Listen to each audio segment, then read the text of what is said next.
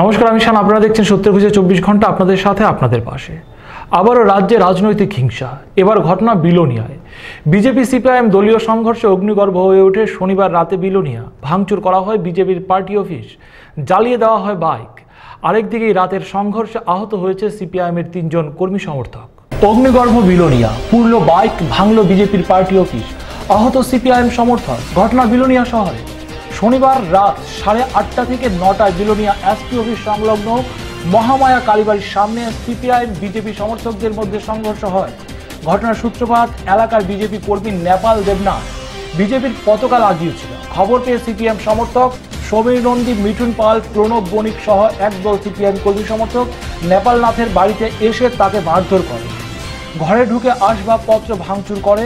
লাগানো পতাকাগুলো উঠিয়ে এনে নেপাল নাথের সামনে জ্বালিয়ে দেওয়া হয়, এমনই অভিযোগ করেছেন নেপাল দেবনাথ। খবর পেয়ে ছুটে আসে বিজেপির কর্মী সমর্থকরা। শুরু হয় সংঘর্ষ।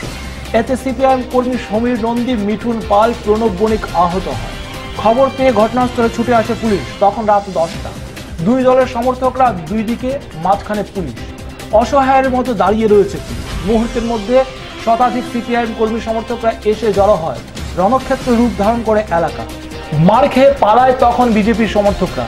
হঠাৎ পুলিশের সামনে সিপিআইএম এর লাল বাহিনী এলাকায় বিজেপির জেলা সম্পাদক রাজুনাথের বাড়িতে হামলা চালায়। তখন পুলিশ নিষ্ক্রিয়ভাবে দাঁড়িয়ে দাঁড়িয়ে দেখছিল। ঘটনার ক্যামেরা বন্দি করতে গিয়ে আক্রান্ত হয় সাংবাদিক সুমন নাথ। ততক্ষণে শখানেক পুলিশ এসে পৌঁছে দাঁড়িয়ে দাঁড়িয়ে দেখতে থাকে। রাত 11টার পর ছুটে আসেন এসপি। তারপর সক্রিয় হয় পুলিশ।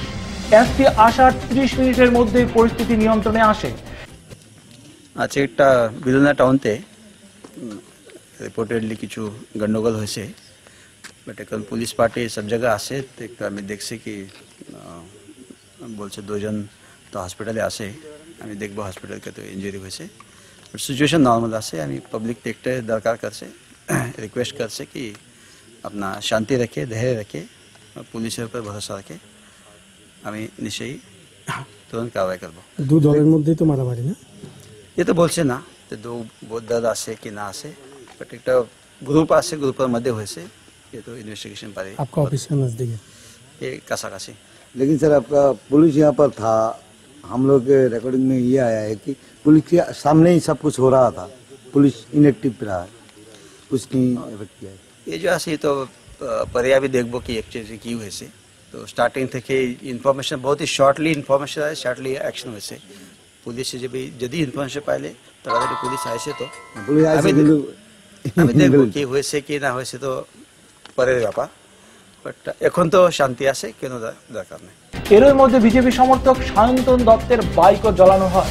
গভীর রাতে ভাঙচুর হয় ওই এলাকার বিজেপির দলীয় কার্যালয়।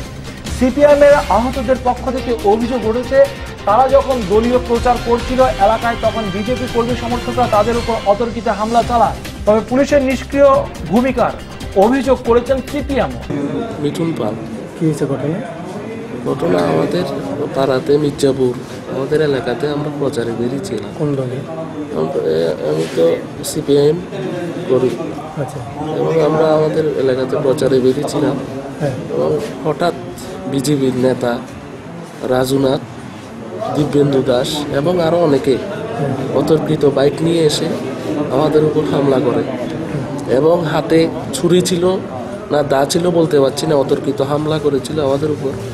এবং হামলার পরবর্তী সময় তো দেখছেন এখন এই অবস্থা। আহত 3 সিপিএম কর্মীকে বিলোনিয়া হাসপাতালে ভর্তি করানো হয়। এদের মধ্যে মিঠুন পালের অবস্থা গুরুতর হওয়ায় তাকে জিবি হাসপাতালে রেফার করা হয়। উভয় দলের পক্ষ থেকে মামলা করা হয়েছে। সব মিলিয়ে শনিবার রাতে গোটা বিলোনিয়া এলাকায় থমথমে পরিবেশ সৃষ্টি হয়েছিল। বিলোনিয়া থেকে নিজস্ব প্রতিনিধি রিপোর্ট, সত্যের খুঁজে 24 ঘন্টা।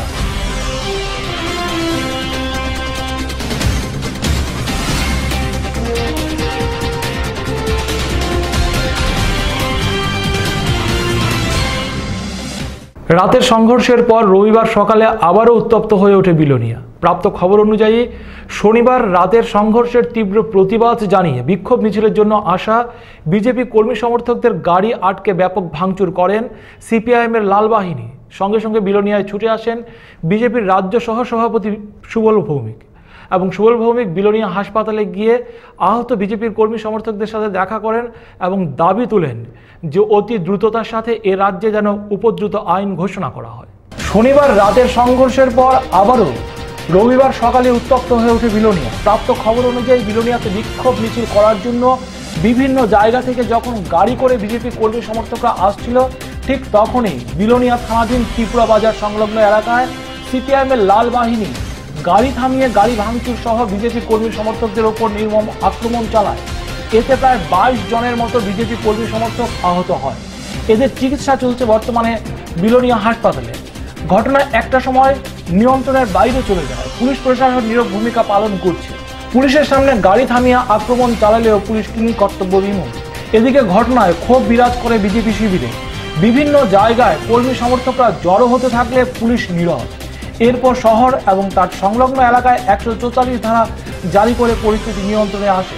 ছুটে আসেন বিজেপির প্রদেশ সহসভাপতি সুবল ভৌমিক। তিনি কর্মী সমর্থকদের সাথে কথা বলে হাসপাতালে যান এবং আহতদের দেখেন। পাশাপাশি তিনি দাবি করেন যে অতি দ্রুততার সাথে এ রাজ্যে যেন উপদ্রুত আইন ঘোষণা করা হয়। পাশাপাশি তিনি এও জানান যে প্রতিটি রক্তবিন্দুর হিসেব নেবে বিজেপি। তিনি এই ঘটনার জন্য পুলিশকেও দায়ী করেছেন। তারা মৃত্যুর সঙ্গে পাঞ্জা লড়ছে। আমরা আজকে দাবি করছি এই সারা রাজ্যকে উপদ্রুত এলাকা মানে ডিস্টার্ব এরিয়া অ্যাক্টের আওতায় আনার জন্য ভারতীয় জনতা পার্টি তার এখন মূল ডিমান্ডই হচ্ছে ডিস্টার্ব এরিয়া অ্যাক্ট উপদ্রুত অঞ্চল ঘোষণা করতে হবে সম্পূর্ণ ত্রিপুরাতে। আমরা নিশ্চিত আমাদের হোম মিনিস্টারের কাছে আমরা যাচ্ছি, ডিস্টার্ব এরিয়া অ্যাক্ট লাগু না হবে ততক্ষণ পর্যন্ত এই রাজ্যে আমরা ভারতীয় জনতা পার্টি লাগাতার আন্দোলন চালিয়ে যাব। আমরা নিশ্চিত এই রাজ্যে দুটো সাব ডিভিশনে 144 ধারা জারি হয়েছে। অমরপুর 140 ধারা চলছে, বিলোনিয়াতে 144 ধারা চলছে। এখন একটা সময় এসেছে এই রাজ্যকে উপদ্রুত এলাকা ঘোষণা করার। আমরা দাবি করছি যে অচিরেই যেন আমরা কেন্দ্রীয় সরকারের কাছে যাব, ভারতবর্ষের স্বরাষ্ট্রমন্ত্রীর কাছে যাব, প্রধানমন্ত্রীর কাছে যাব, সারা রাজ্যে উপদ্রুত এলাকা আমরা ঘোষণা করাবই। এটা আমাদের ভারতীয় জনতা পার্টির শপথ। আমরা এটা নিয়ে আমরা সারা রাজ্যে বৃহত্তর আন্দোলনে যাচ্ছি। বিলোনিয়া থেকে নিজস্ব প্রতিনিধি রিপোর্ট, সত্যের খুঁজে 24 ঘন্টা। ফিরে আসছি বিরতির পর। দেখতে থাকুন সত্যের খুঁজে 24 ঘন্টা, আপনাদের সাথে আপনাদের পাশে। তুমি আছো রান্নাঘরে, তাই সুগন্ধে ভরে, যা খুশি তেমনই খাই তোমার জাদুর রান্নায়। থাকে শুধু লংতরাই, থাকে শুধু লংতরাই, কত কেজি রান্না হয় মনটাই করছো জয়। ভালোবেসে বলছি তাই, রান্নায় তোমাকে চাই, চাই শুধু লংতরাই, চাই শুধু লংতরাই। আর্কমার্ক কোয়ালিটি ও food safety standard of India গুণমান সম্পন্ন। যখন কিছুই ঠিক চলছে না, আর একটা ভুল সিদ্ধান্ত নেবেন না। শুধুমাত্র পরীক্ষিত গ্রহরত্ন কিনুন, মনের শান্তি অক্ষুণ্ণ রাখুন। শ্যাম সুন্দর কোম্পানি জুয়েলার্স, আগরতলা, খোয়াই, উদয়পুর, ধর্মনগর, কলকাতা। উত্তর ত্রিপুরা জেলার সবার সুপরিচিত দেবদূত টেন্ট হাউসের পরিচালনায় এখন ধর্মনগর শহরে আপনার যে কোনো ধরনের সামাজিক অনুষ্ঠানকে স্বল্প খরচে সম্পূর্ণ পারিবারিক, আনন্দমুখর এবং উপভোগযোগ্য করে তুলবে দেবদূত বিবাহ ভবন অ্যান্ড কনফারেন্স হল। আধুনিক পালকে মোড়া সর্বসুবিধাযুক্ত এক নির্ভরযোগ্য ও বিশ্বস্ত প্রতিষ্ঠান দেবদূত বিবাহ ভবন অ্যান্ড কনফারেন্স হল, নেতাজি পাড়া, কদমতলা রোড, দিঘল বাঁক চৌমুহনী, ধর্মনগর, উত্তর ত্রিপুরা। যোগাযোগ 9862580613 এবং 7308287963। নুপুর পায়ের ঋণিক ঝিল, পায়েল খানি বাজে, বাসনের ঐশ্বর্য যেমনই হোক, সাথে মানানসই অলংকার, যেন নারীর অহংকার। রূপসজ্জায় যুগে যুগে তাই গয়না নারীর পছন্দের তালিকায় শীর্ষে। আপনার অহংকার আমাদের অলংকার, রাজন জুয়েলার্স। উত্তর ত্রিপুরা জেলার সবার সুপরিচিত দেবদূত টেন্ট হাউসের পরিচালনায় এখন ধর্মনগর শহরে আপনার যে কোনো ধরনের সামাজিক অনুষ্ঠানকে স্বল্প খরচে সম্পূর্ণ পারিবারিক, আনন্দমুখর এবং উপভোগযোগ্য করে তুলবে দেবদূত বিবাহ ভবন অ্যান্ড কনফারেন্স হল। আধুনিক পালকে মোড়া সর্বসুবিধাযুক্ত এক নির্ভরযোগ্য ও বিশ্বস্ত প্রতিষ্ঠান দেবদূত বিবাহ ভবন অ্যান্ড কনফারেন্স হল, নেতাজি পাড়া, কদমতলা রোড, দিঘল বাঁক চৌমুহনী, ধর্মনগর, উত্তর ত্রিপুরা। যোগাযোগ 9862580613 এবং 7308287963।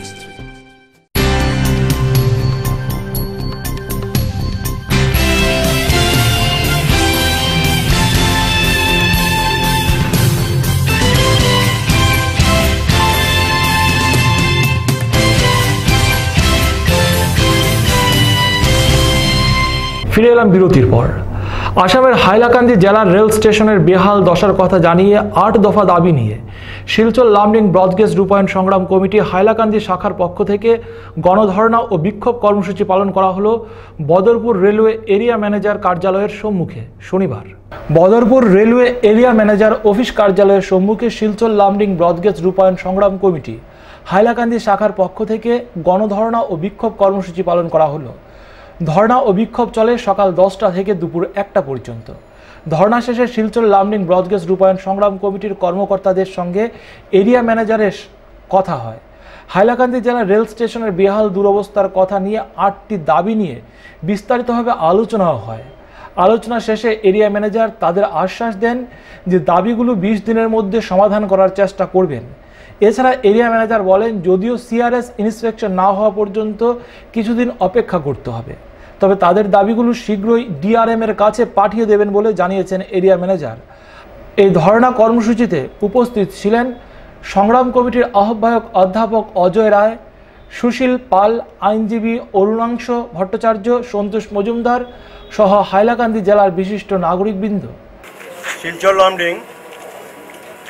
শিলচর লামডিং ব্রডগেজ রূপায়ণ সংগ্রাম কমিটি হাইলাকান্দি রেল স্টেশন এর চরম দুরবস্থার প্রতিবাদে হাইলাকান্দির বিশিষ্ট নাগরিকদের নিয়ে এবং করিমগঞ্জ শিলচর সংগ্রাম কমিটির কর্মকর্তাদের নিয়ে আজকের এই বিক্ষোভ, প্রতিবাদ ও ধর্ণা।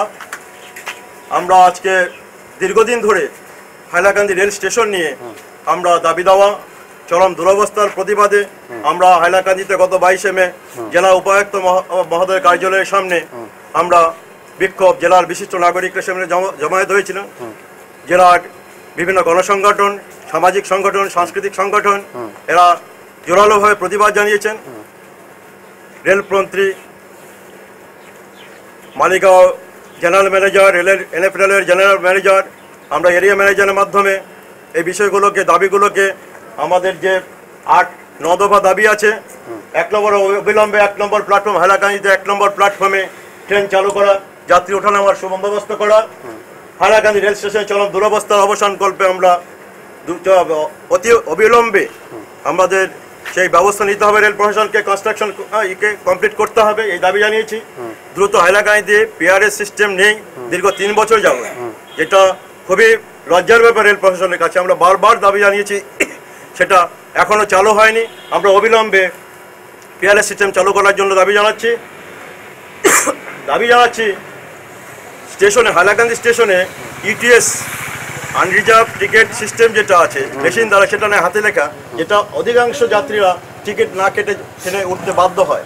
বদরপুর থেকে নিজস্ব প্রতিনিধির রিপোর্ট, সত্যের খোঁজে 24 ঘন্টা। আগামী 10 জুলাই আইপিএফটির ডাকা অনৈতিক অনির্দিষ্টকালের জন্য জাতীয় সড়ক অবরোধ ও রেল অবরোধের বিরোধিতা করে সারা রাজ্যের সাথে তেলিয়ামুড়া মহকুমার 5টি বামপন্থী উপজাতি গণসংগঠনের উদ্যোগে একটি সভা হয়ে গেল। উপস্থিত ছিলেন সাংসদ জিতেন্দ্র চৌধুরী। আগামী 10 জুলাই আইপিএফটি ডাকা অনৈতিক অনির্দিষ্টকালের জন্য জাতীয় সড়ক অবরোধ ও রেল অবরোধের বিরোধিতা করে সারা রাজ্যের সাথে তেলিয়ামুড়া মহকুমার বামপন্থী 5টি উপজাতি গণসংগঠনের উদ্যোগে নেতাজি নগর কমিউনিটি হলে একটি সভা হয়ে গেল। এই সভায় উপস্থিত ছিলেন এমপি জিতেন্দ্র চৌধুরী, গণ আন্দোলনের নেতৃত্ব সুধীর সরকার, হেমন্ত কুমার জামাতিয়া, মন্ত্রী খগেন্দ্র জামাতিয়া, কিরণমালা দেববর্মা সহ অন্যান্যরা। এই কনভেনশনে মহকুমার 5টি সংগঠনের 3 শতাধিক সদস্য উপস্থিত ছিলেন। আলোচনা করতে গিয়ে সাংসদ জিতেন্দ্র চৌধুরী বলেন, রাজ্যভাগের নাম করে একটি গোষ্ঠী ত্রিপুরার শান্তি শৃঙ্খলা বিনষ্ট করতে চাইছে। তাদের এই দাবি সম্পূর্ণ অনৈতিক। আবো আইপিএফটির দল বাই সিবি শুধু দাগি জানমু আবো ত্রিপুরার জন্য কাইসা আঞ্চলিক পার্টি বরং রাজনৈতিক স্লোগান বা বড় যেসব ফানো সাগ্ন ত্রিপুরার জন্য সংযুক্ত করণে বরং যে কাহামনি লাগে খাইয়ে হলে এইসব বা সাধন আবো যে একটা বিচ্ছিন্ন কাইসা দল নিয়ে স্লোগান হেনে যদি খা কারো বা বরং এই চক্রান্ত যদি আমতি খাই যদি কোনো চিহ্নিত খাইও আপনি কলগ মূল যারা চুকলি খাই নাই তামনি বাগৈ এই আন্দোলন আমতই জায়গা পোষক্ষা অবলম্বন বুঝি আমরা। জিএমপি তেলিয়ামুড়া মহকুমার সম্পাদক হেমেন্দ্র কুমার জামাতিয়া এক সাক্ষাৎকারে জানান, গোটা রাজ্যের সাথে তেলিয়ামুড়া মহকুমায়ও এই বন্ধ মানা হবে না। পাশাপাশি ওই গোষ্ঠী ত্রিপুরা ল্যান্ডের নামে উপজাতি যুবক যুবতীদের বিভ্রান্ত করছে বলে জানালেন হেমন্ত কুমার জামাতিয়া। তেলিয়ামুড়া থেকে নিজস্ব প্রতিনিধি রিপোর্ট, 70 ঘন্টা। নির্বাচন যতই এগিয়ে আসছে, সাংগঠনিকভাবে শক্তিশালী হয়ে উঠছে বিজেপির সহযোগী বিভিন্ন সংগঠন। তারই ইঙ্গিত দিয়ে বিশ্ব হিন্দু পরিষদের পশ্চিম জেলা কমিটির কার্যকারিতাদের নিয়ে একটি সভা হয়ে গেল। বিশ্ব হিন্দু পরিষদের পশ্চিম জেলা কমিটির কার্যকারিতাদের নিয়ে 25শে জুন রথযাত্রার পূর্ণতিথিতে একটি গুরুত্বপূর্ণ সভা হয়ে গেল। এই সভায় বিশ্ব হিন্দু পরিষদের উপস্থিত সদস্যরা তাদের বিভিন্ন কর্মসূচি নিয়ে আলোচনা করেন। সাথে বিগত দিনের কাজের পর্যালোচনার সাথে সাথে পরবর্তী কর্মসূচিরও রূপরেখা সভা থেকে গ্রহণ করা হয়। আমাদের পশ্চিম ত্রিপুরা জেলার কমিটির উদ্যোগে আজকে আমরা একটা কার্যকারী বৈঠকের আয়োজন করছি। এটা হলো উত্তমচন্দ্র ব্যাকেটের মিত্রচন্দ্রের বাড়িতে। আমাদের বিশ্ব হিন্দু পরিষদের পশ্চিম ত্রিপুরা জেলা বিভিন্ন কর্মসূচি এবং কাজকর্ম নিয়ে পর্যালোচনা এবং এর পরবর্তী কর্মসূচি নিয়ে আমরা একটা সিদ্ধান্ত করব এবং এতদিন পর্যন্ত কী ধরনের আমরা কাজকর্ম করছি, কতটুকু আমাদের কাজের অগ্রগতি হয়েছে, এসব নিয়ে আমরা একটা কার্যকারী বৈঠক আয়োজন করছি। আপনার নামটা? আমার নাম নেপাল দাস, আমি পশ্চিম ত্রিপুরা জেলার সম্পাদক দায়িত্বে আছি। আগরতলা থেকে নিজস্ব প্রতিনিধি রিপোর্ট, 70 ঘন্টা। আগামী 29শে জুন সকাল 10টায় কেন্দ্রীয় গোয়েন্দা সংস্থা সিবিআই রাজ্যের মন্ত্রী বিজিতানাথকে সরাসরি চিটফান্ড বিষয়ক জিজ্ঞাসাবাদ করবেন। এদিকে বিজিতানাথও জানিয়েছেন উনি সিবিআইকে সার্বিক সাহায্য করবেন। উদ্দেশ্য প্রণোদিতভাবেই রাজ্যে সিবিআইয়ের আগমন, এ অভিযোগও তুললেন মন্ত্রী বিজিতানাথ। রাজ্যের বিভিন্ন চিটফান্ড কাণ্ডে বিরোধী দলগুলো সিবিআইয়ের হস্তক্ষেপ চেয়ে দাবি জানিয়ে আসছিল দীর্ঘদিন যাবৎ। অবশেষে চিটফান্ড ইস্যুতে রাজ্যে আগমন ঘটল সিবিআইয়ের। রাজ্যে এসে সিবিআই প্রথমে নোটিশ জারি করল রাজ্যের মন্ত্রী মাননীয়া বিজিতানাথের নামে। আগামী 29শে জুন সকাল 10টায় মন্ত্রীকে জিজ্ঞাসাবাদের জন্য রাজধানীর সরকারি আবাসে থাকার নির্দেশ দেওয়া হয়েছে। পাশাপাশি মাননীয় মন্ত্রীও জানিয়েছেন তিনি সিবিআইকে সার্বিকভাবে সাহায্য করবেন। বহুদিন যাবতীয় বিরোধী দলগুলো রাজনৈতিক প্রতিহিংসা চরিতার্থ করার উদ্দেশ্যেই বিভিন্নভাবে বিভ্রান্ত ছড়াচ্ছিল এবং উদ্দেশ্য প্রণোদিতভাবে রাজ্যে সিবিআইয়ের আগমনের অনুমানের কথাও তিনি জানালেন। 29 তারিখ সিবিআই আপনাকে ডেকেছে, আপনার কাছে ইতিমধ্যে কি কোনো নোটিশ এসেছে? আগামী আপনি সিবিআইকে কিভাবে কেমন সাহায্য করবেন? আমি বিজেপি জানি না, যে চিঠিটা এসেছে সেটাতে দেওয়া আছে উড়িষ্যার 3টা কেস সুপ্রিম কোর্টে হয়েছিল, তার একটা রেফারেন্সে আমার সঙ্গে তারা দেখা করতে চায়। তো যেহেতু রোজভ্যালি প্রসঙ্গটা আছে, নিঃসন্দেহে রোজভ্যালি সম্বন্ধে জানতে চায়। তো তারা যা জানতে চায়, আমার যদি জানা থাকে কিছু, নিঃসন্দেহে আমি তাদেরকে সাহায্য করবো, জানা থাকলে তো কিছু করতে পারবো। আপনার কি মনে হচ্ছে এটা কি রাজনৈতিক প্রতিহিংসার জন্য উদ্দেশ্য প্রণোদিতভাবে এই ঘটনাটা ঘটানো হচ্ছে নির্বাচনের আগে? এটা মানে এইটাই তো অনুমান হয়। কারণটা হচ্ছে এটা তো বহুদিন যাবৎ আমরা শুনছিলাম এরকমের ঘটনা, যে হচ্ছে না কেন, হচ্ছে না কেন, হবে হবে। তো এটা ধরে মানে এই বিষয়টা হতেই পারে যে রাজ্যে বামফ্রন্ট সরকারকে প্রতিহত করা যাচ্ছে না, তার জন্য কোনোভাবে আটকানো যায় কিনা, এটা হতেও পারে। তাদের কোনো ধরনের বিরোধীদের কোনো চালও হতে পারে। তোমার সিবিআই সারা দেশের একটা সংস্থা, সেই সংস্থাতে তারা যে কেউকে জিজ্ঞাসা করতেই পারে, কিন্তু এই সময়টাতে এরকমের কিছু হতেও পারে। কনফার্ম বলা মুশকিলের, কিন্তু হতেও পারে। পাশাপাশি আরেকটা জিনিস, গতকাল যে মুহূর্তে আপনার নামে নোটিশ বেরিয়ে গেল, আমরা সোশ্যাল মিডিয়াতে দেখেছি, বিভিন্ন সংবাদ মাধ্যমের মাধ্যমে হওয়ার পরে বিরোধীরা এই ব্যাপারটা নিয়ে খুব উৎসাহিত, কি বলবেন আপনি? জানি না কেন উৎসাহিত তারা। আমাকে অনেকেই ফোন করেছেন, বিভিন্নভাবে বিষয়গুলি আসছে, এবং যারা আমার শুভাকাঙ্ক্ষী বা আমাদের সরকারের শুভাকাঙ্ক্ষী তারাও অনেকে কথা বলেছেন। আমি বলেছি এটাতে আমার কোনো বিষয় নেই, ওরা কেন ইন্টারেস্টেড, কেন এইভাবে বিভিন্নভাবে প্রচারে বা বিভ্রান্তি করছেন, এটা ওনাদের বিষয়, ওনারাই ভালো বুঝতে পারবেন। তবে ওনারা আসছেন, আমি নিঃসন্দেহে ওদেরকে ওয়েলকাম করি আমার মতো করে। ওনারা, আমি যতটুকু জানি, আমার যদি কোনো সাহায্য ওনাদেরকে আমি করতে পারি তাহলে আমি খুশি হব। তো ওনাদের এই বিষয়টা তারা কেন করছেন তারাই ভালো বলতে পারে। ইতিমধ্যে বিশেষ সূত্রের খবর অনুযায়ী সিবিআই আরও বহু প্রভাবশালীদের বিরুদ্ধে ছক কষেছে। রাজ্যে সিবিআইয়ের দৌড়ঝাঁপ রাজনৈতিক পালা বদলে কতটুকু সফলতা পায় এখন এটাই দেখার। ধর্মনগর প্রতিনিধির রিপোর্ট, সত্যের খুঁজে 24 ঘন্টা। অন্যান্য খবরগুলো নিয়ে ফিরে আসছি, দেখতে থাকুন সত্যের খুঁজে 24 ঘন্টা, আপনাদের সাথে আপনাদের পাশে।